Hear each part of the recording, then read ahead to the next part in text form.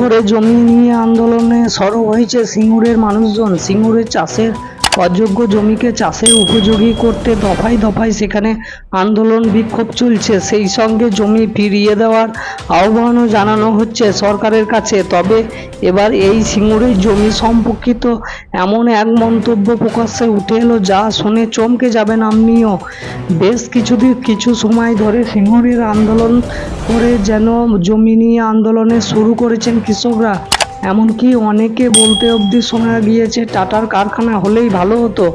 একসময় ওই সিঙ্গুর বাংলার ইতিহাসকেই যেন বদলে রেখে দিয়েছিল। ওই সিঙ্গুরের জমি আন্দোলনে কত মানুষের মৃত্যু হয়েছে তা হয়তো নেই।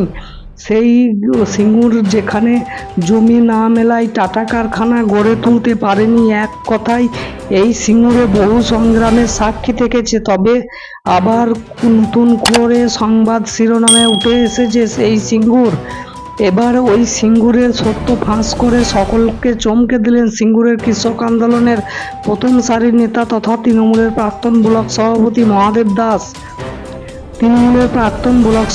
মহাদেব দাস জানিয়েছেন, এই সময় 100% জমি চাষ যোগ্য হিসাবে জমি ফেরত পেয়েছে বলে বিবৃতি দিতে হতো। তাদের দলের সম্মান রক্ষা করার জন্যই এই বিবৃতি দিতে হতো বলে দাবি মহাদেব দাসের। স্বাভাবিকভাবেই 26-এর বিধানসভা ভোটের আগে কৃষক আন্দোলনের নেতার দাবি ঘিরে সর্বত্র শোরগোল পড়ে গিয়েছে। ইতিমধ্যেই সিঙ্গুর বান্ধা জমি পুনর্ব্যবহার কমিটির সদস্যরা বেশ কয়েক দফা দাবি জানিয়ে নবান্নের উদ্দেশ্যে রওনা দেন। বর্তমানে সিঙ্গুরের কয়েকশো একর জমি খারাপ অবস্থায় রয়ে গিয়েছে। এখনো অবধি সেগুলোকে চাষযোগ্য করে দেওয়া হয়নি। আর এই নিয়ে সকলেই যত অভিযোগ, আর এই ব্যাপারটি স্বীকার করে নিয়েছেন রাজ্যের মন্ত্রী বেচারাম মান্না। তার মতে 650 থেকে 700 একর জমি বন্ধা হয়ে পড়ে আছে। কিন্তু স্থানীয় বিধায়ক তথা মন্ত্রী বেচারাম মান্না বলেছেন 91% জমিতে চাষ হচ্ছে। এইতেই মানুষের মধ্যে বিভ্রান্তি তৈরি হচ্ছে। সেই সমস্যা মেটাতে চাইছি। বিধায়কের দাবি কতটা সত্য সেটার জন্যই কমিটির পক্ষ থেকে আমরা মুখ্যমন্ত্রীর কাছে আবেদন জানাচ্ছি, তিনি বিষয়টা বিবেচনা করে দেখুন।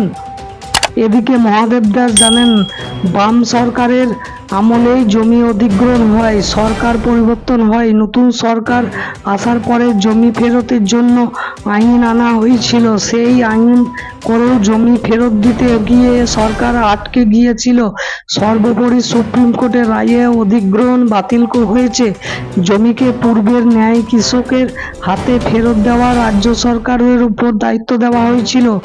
জমি চাষযোগ্য হওয়ার আগেই সরকার ওখান থেকে হাত গুটিয়ে চলে যায়।